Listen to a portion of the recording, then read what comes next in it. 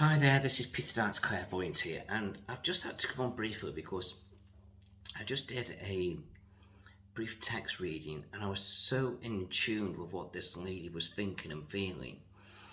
And I was just frustrated, so frustrated, not frustrated at her, but what we get put upon us at times.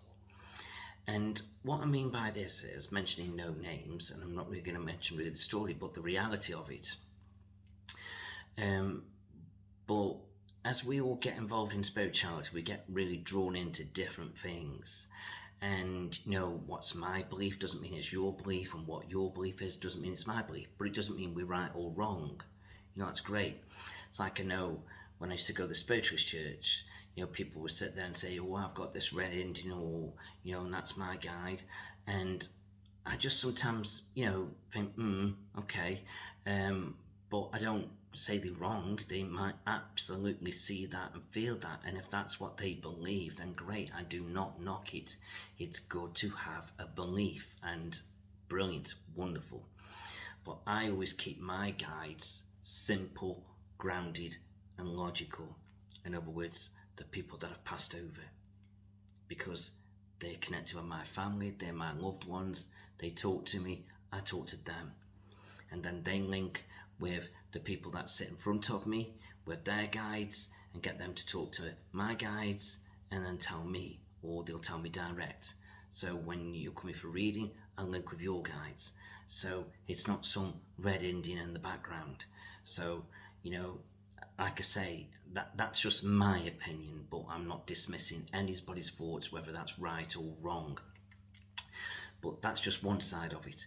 The other thing I was really sort of a bit frustrated was how angel cards have come on very big these last few years, and they're a big business, and the people who designed them, I'm sure they make a lot of money out of them. And again, I don't dismiss that. We all want to tap into our beliefs and enjoy it, and and we want to make these things, and hopefully we can earn a living with it. Great. Whether it's a lot of money or a little money or somewhere in the middle, wonderful. Don't knock it. And I love buying them, so I don't, again, knock it because I use them. But what does frustrate me is this soulmate business and twin flame business. And the reason why I say that is I know quite a bit about the soulmate side of things. I'm not so sure about the twin flame. I think I need to do a bit of research on it, and I will do one day. So when I'm talking about it, I know what I'm talking about. And I will admit, I haven't really researched twin flames. I've got the gist of it, but I'm sure I don't know everything. But I know, like, soulmates. People say, oh, is this my soulmate partner, And I get where they're coming from, but it's like, I always say, you can have a soulmate with your best friend. You can have such a connection, you know what each other's thinking, you've got very similar thoughts, feelings, whatever. So you can have that connection with a friend, and it's just a friend, and it always will be a friend, and you know that. So what I'm trying to say is, I just don't agree with all this soulmate business and twin flame business, because there was this particular person who was going on about twin flames, and in the reading I saw the justice card, which was basically they were trying to get sort of balance in the relationship, and they were trying very hard at not achieving it. And then I got the star card, which is basically saying, wow, you two met for a reason. But then I got the hangman, which is basically saying this person was in limbo, and their expectations of twin flames and all this business was putting an actual strain on the relationship, because she was trying to make it so perfect, so real, so right. But what relationship is perfect? Come on now, let's be honest. What relationship is perfect? It just isn't. Because it's about acceptance. It's like your partner, your wife will have faults, your husband will have faults, your boyfriend will have faults, your girlfriend will have faults. We all have faults. It's about acceptance. And when you can't accept them, then that's it. It doesn't work, you move on.